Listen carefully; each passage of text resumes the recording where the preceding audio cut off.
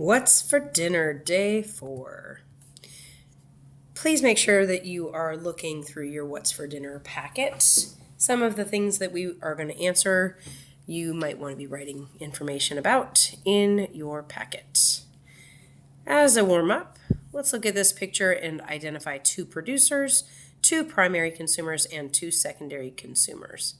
Producers are going to be the cattail and the marsh grass here. Primary consumers are things that eat producers. So I look, my energy flows to the grasshopper. That means that grasshopper is eating the marsh grass. So grasshopper is a primary consumer. And cricket is eating the cattail. Cricket is a primary consumer. Next, I'm asked to find, 2 primary consumers. So I lied. Next, we're going to look at 2 secondary consumers. So if this is a primary consumer, the thing that eats the cricket is going to be a secondary consumer. So a frog is a secondary consumer, but so is a shrew. A shrew is a secondary consumer because it's eating the cricket, right?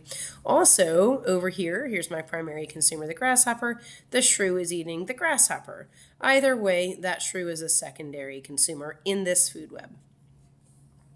If I need to explain the niche or the role in the ecosystem of the hawk in this food web, here's my hawk. I'm going to work my way back from the energy. So he's getting energy from the shrew.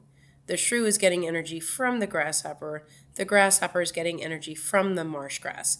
So producer, primary consumer, secondary consumer, tertiary consumer. This is a tertiary consumer in that way. Also, I'm going to see that I've got my hawk.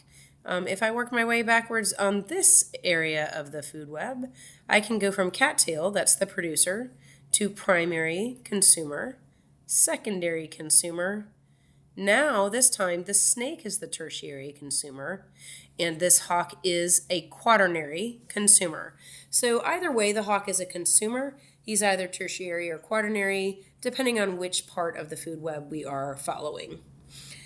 So my next question is, what could happen to the frog population if the shrews were removed? So if we get rid of these shrews right here, if I have shrews go away, it means that I'm going to increase the number of grasshoppers I have, right? And the number of crickets I have, probably. If I have more crickets, I might have more frogs, which might mean that the snake has more to eat. But don't forget, the snake is eating frogs, but the snake used to eat shrews. Now the snake does not have any shrews to eat. So maybe the snake has more frogs, but it has fewer shrews, and so it's hard to say how much that snake would be affected by the shrews not being here. But I'm also looking at what happens if I get rid of shrews. The hawk is either eating shrews or snakes. If there are no more shrews in this food web, then the hawk only has the snake to eat. So it's a complex thing that happens when we mess with the balance of our food webs, and it does affect many different things in the food web. All right, so this day was a reminder that everybody needed to turn in the ecosystem packet with the watershed walk stapled to it. Those were the notes that we took as we walked around the campus of Frost and made notes about permeable and impermeable surfaces, storm water drains and sewers, and other things like that. All right, so then our community building question was, do you have a favorite board game of the of one of these, or we also talked about other games that people are familiar with that are not on that list. So what are the goals for What's for Dinner Day 4? Reviewing energy pyramids and food webs. And then we're going to talk about different types of relationships that exist in ecosystems between animals and plants, and how we're going to have class discussions, do some individual work, and collaborate with a partner. That's all so that we can remember our big idea. We want to understand that organisms in a community interact in a variety of ways for survival. So again, we're learning about the flow of energy. We're learning about interactions in ecosystems. And it's why? It's so that we know how organisms in a community interact to obtain the matter and energy they need to carry out their life processes. That's our big idea.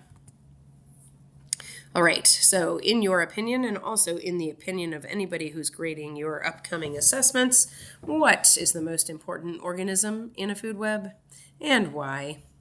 We're going to say the grasses, the producers in the food web, are the most important because without those producers, none of the consumers have any way to be and exist. All right, looking at this is an energy pyramid. Think about 3 things that the picture is telling you. You can pause for a moment. So this energy pyramid is telling us so many things. We have a sun over here. Energy from the sun is flowing from the sun to that bottom layer of the pyramid. We know that that bottom layer of the pyramid is the producers. Energy from the sun is flowing to these producers. The producers are producing their own food and energy using the sun, and they are performing photosynthesis to do that. Okay, we also know that the next layer, the next trophic layer here, is a little bit smaller. There's a little less energy, right? So we can see that we have lost some energy here on that bottom level moving up. This is our first level of consumers, so those are the primary consumers. We've lost some more energy. On our next level, our next trophic level is the secondary consumer. Secondary consumer eats primary consumer eats producer. So we have producer, primary consumer, secondary consumer, and then we have a tertiary consumer, this largemouth bass. And you can see that every time we move up a level, our visual is much, much smaller. We have a much smaller amount of energy. And ultimately, our quaternary consumer here is the great blue heron. We know from our studies last class that we only send 10% of our energy up to the next trophic level. We lose 90% every time we move up a level. Also over here on the left, I haven't talked about this yet, we have decomposers. At every step along the way, those decomposers work on anything that has died, and they break it down so that they can release the nutrients, all of the chemical compounds that were in those plants and animals. Those chemical compounds are going to get released back into the ecosystem, usually into the soil. All right, so again, this is a different energy pyramid. Our producers are going to be the bottom level. That's phytoplankton.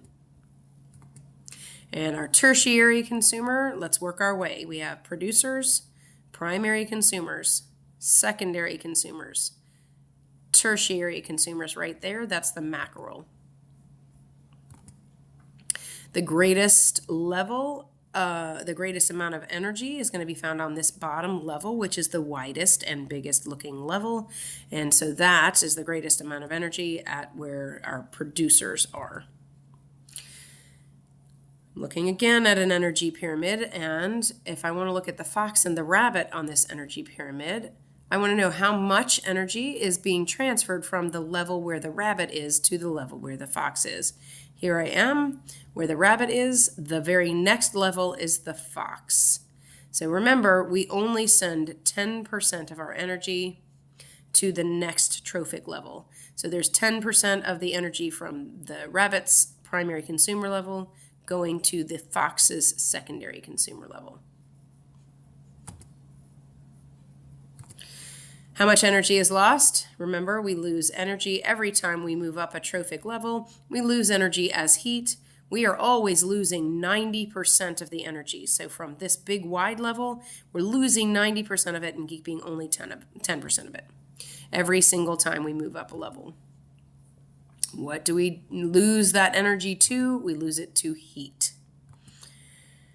All right, so if you look at this food web and think about what we were just talking about with some of our energy pyramids, what am I missing? I have producers and consumers. I am missing the decomposers.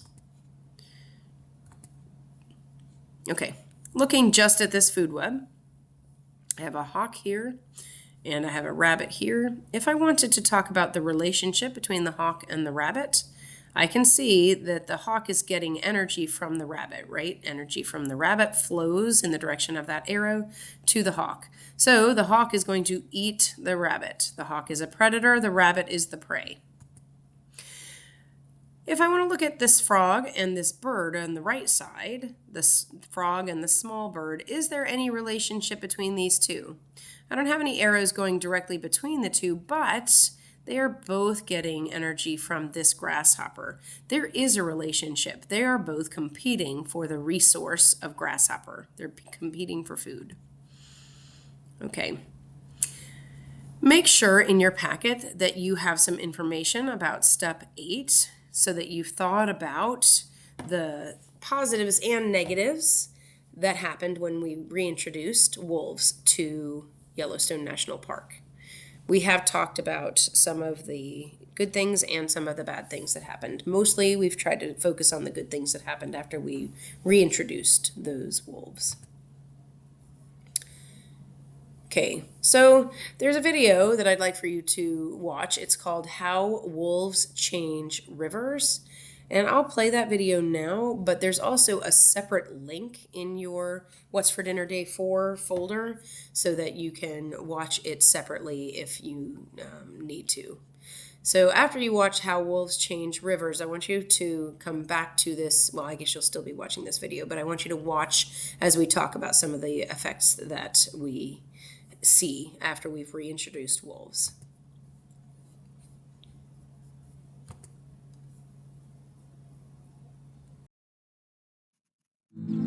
In 1995, something really exciting happened in the nation's first national park, Yellowstone. 41 wild wolves were reintroduced here by scientists. After 100 years of being hunted, wolves could once again call this place home. The wolves thrived, but something else very surprising happened. Their return had a spectacular effect on the landscape, an effect that spread wider than anyone thought possible. So how did this all happen? In the past, wolves were seen as a risk to people and livestock, and they were exterminated from the Yellowstone area in the 1920s. The elk's main predator was gone, and their population more than doubled. Elk are both grazers and browsers, so they eat grass, shrubs, and trees. They overgraze the entire park, upsetting the natural balance of the ecosystem. Mammals like mice and rabbits could not use the plants to hide from predators, and their populations fell dramatically.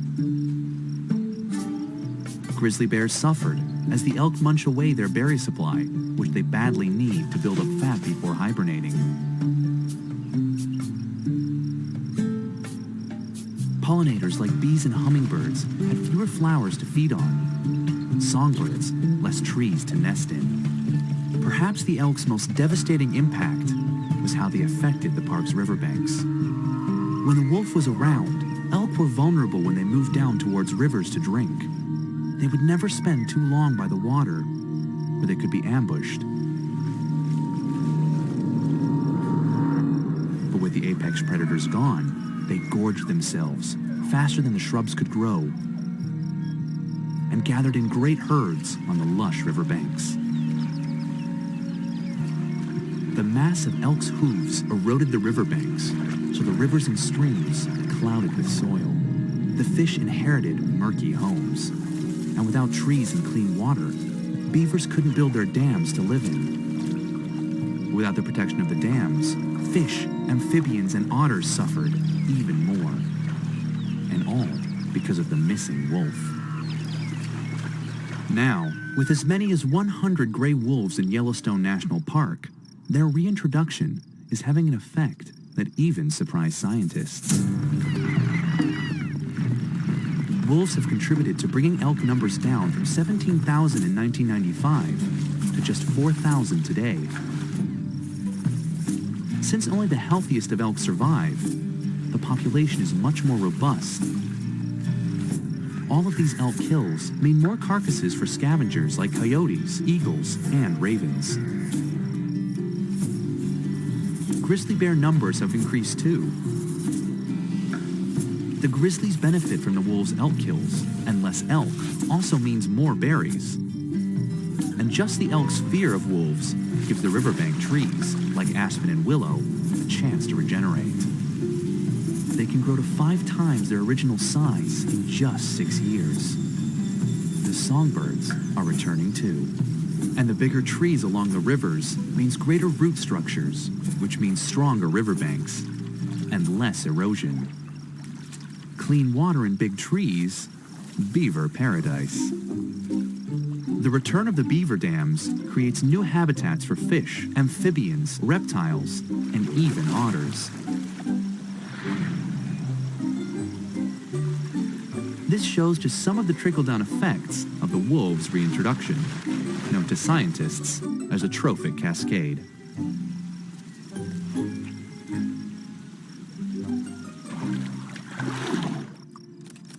The trophic cascade doesn't stop there, though. The wolves are even helping us. In 2005, over 100,000 visitors went to Yellowstone National Park just to see the wolves, pumping $30 million into the local economy, money for jobs and livelihoods. Factor in that wolves contribute to the health and diversity of all Yellowstone's wildlife, and its impact is staggering. The wolf's benefits also cascade down to the 106,000 residents of Billings, Montana. Their drinking water, Yellowstone River, is now cleaner. Who would have thought that just bringing back some wolves could produce such far-reaching benefits for nature and for people? From the tips of taller trees down to its cleaner rivers, these wild wolves have rebalanced and restored our nation's very first national park. So, what were some of the problems that happened when we had elk populations going up so dramatically? We ended up with a lot of erosion on the sides of the rivers. The elk were eating berries and making it harder for the grizzly bears to get enough fat stores so that they could hibernate. And as the elk ate a lot of the trees, we had fewer trees, so we had fewer places for birds to live in. Our water got dirtier. So many things happened when the elk populations, went up. All right. Think about this picture and think, why would we be showing this picture to you right now when we're thinking about what we've been studying?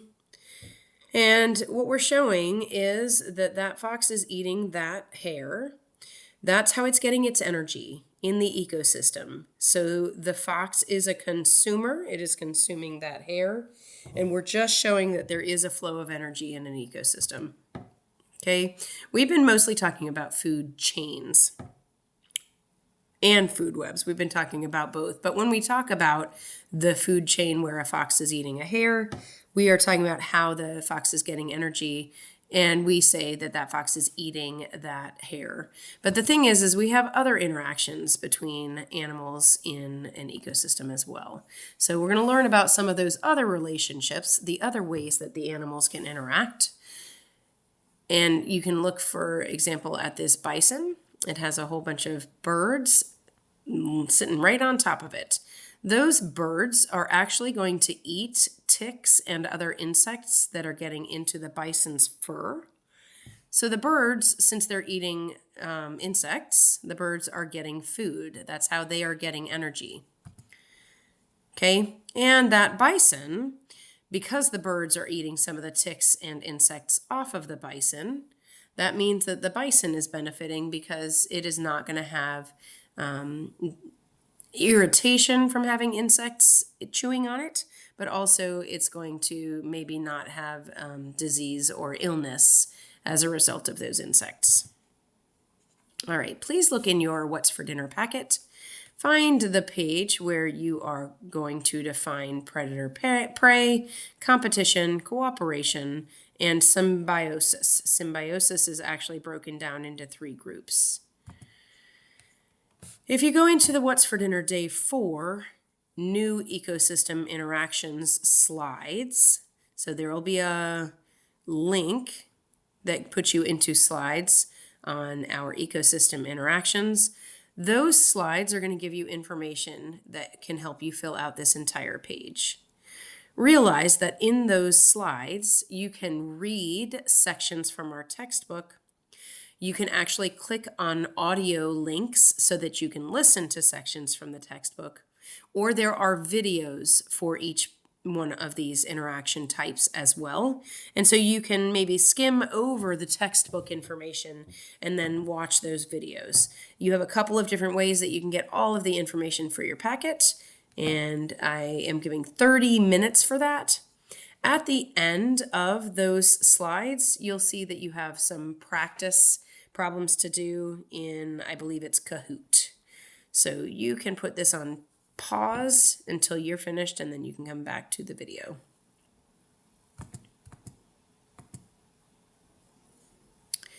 Just for fun, we let people look for the ghost that's hidden in among all of these skeletons because we are near Halloween time. And you can look for a moment, and then I will tell you our ghost is right there.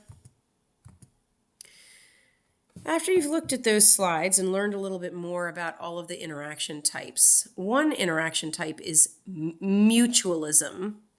So mutualism, commensalism, parasitism, these three types of interactions are all symbiotic interactions.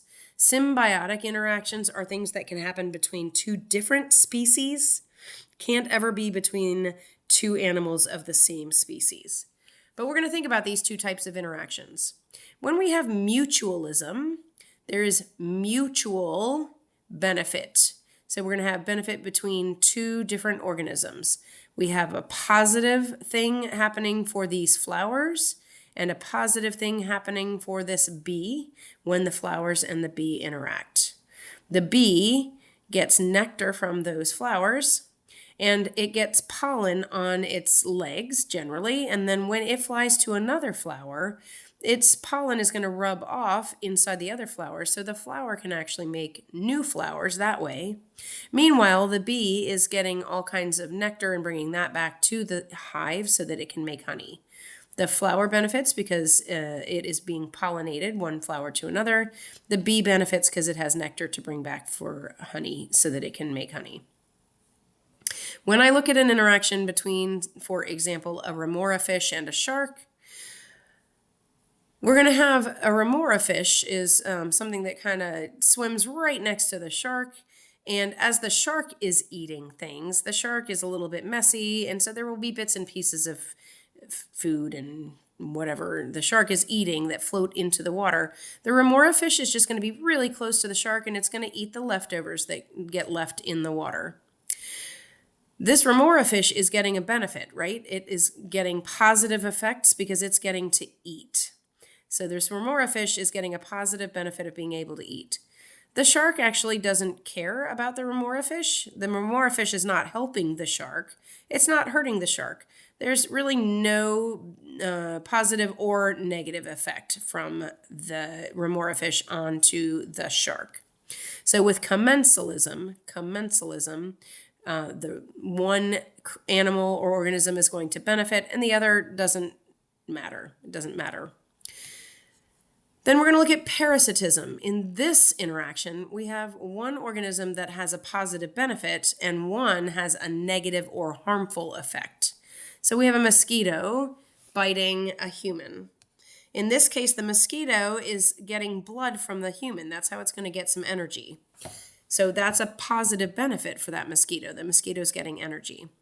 The human who just got bitten by a mosquito is going to, at the very least, have an itchy bump on his leg, or he might contract. There are some illnesses that are transmitted by mosquitoes. So maybe this guy is going to get malaria or Zika virus or some other illness because of this mosquito. So the mosquito gets dinner, so the mosquito has a positive effect, and the human, at the very least, has the negative effect of an itchy mosquito bite. Notice, for all of these symbiotic relationships, at least one of the organisms will always have some benefit. All right, so again, our words are mutualism, commensalism, parasitism. Okay, again, for this to be a symbiotic relationship, we have to have two different species, and at least one of the species is benefited or helped. All right, so if I look at these bison and this tick, a tick is going to lodge itself in the skin of the bison and suck blood. A tick is a parasite. So if that helps you know what's happening, it is parasitism. The tick benefits because the tick is getting energy from the bison's blood. It's actually going to harm the bison over time because it's taking blood away, and it is possibly going to make that bison uncomfortable or sick. When I look at my bison again, though, and this time I'm looking at the interaction between the bison and these birds, the birds are actually hanging out on the bison. They are eating insects on the bison. So if the birds are eating insects from the bison, that means the birds are eating, and the birds are getting a benefit. Okay, the bison now is actually having some of those itchy, irritating bugs eaten right off of its back, and so it's going to be feeling better and possibly stay healthier. So both the bird and the bison are getting benefits. When they are both getting benefits out of the relationship, it is mutualism. Mutualism. Next, I have a cheetah and a lion. They are fighting for food.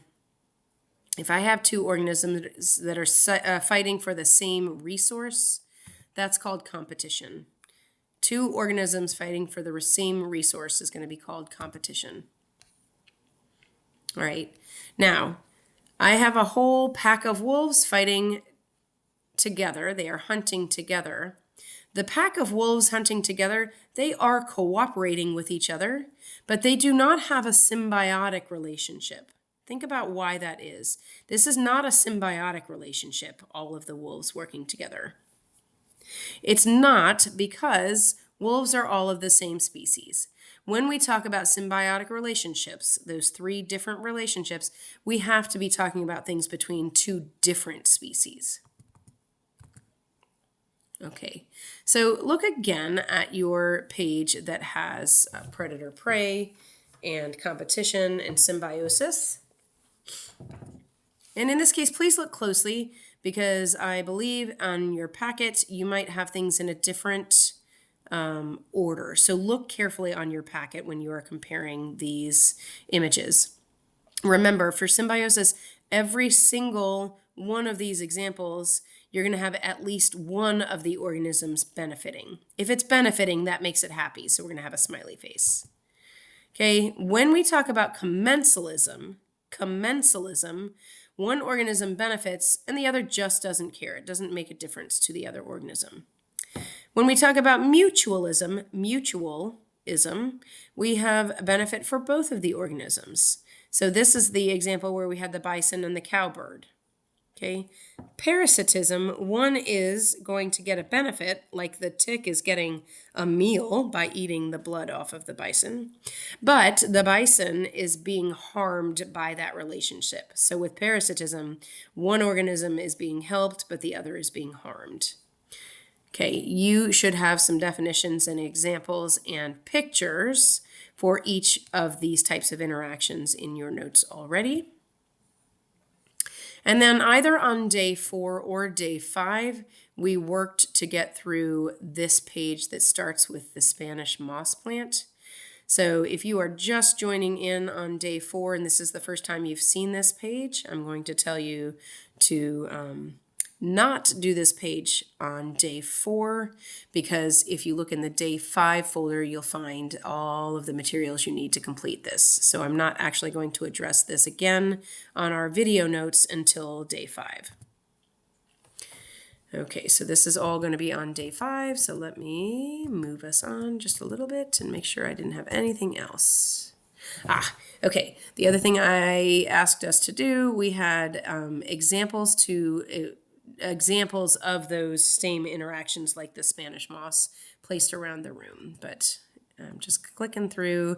There was an exit ticket for What's for Dinner Day 4. Please make sure you have completed that. You always get 2 chances, and you can use your notes. If you ever get anything wrong, you should definitely look and see what you got wrong and see if you can complete that correctly. And again, if there's a Kahoot at the end of your practice notes, the slides that you were using to fill in information, definitely do that. That's good practice before your assessments. Thank you for watching.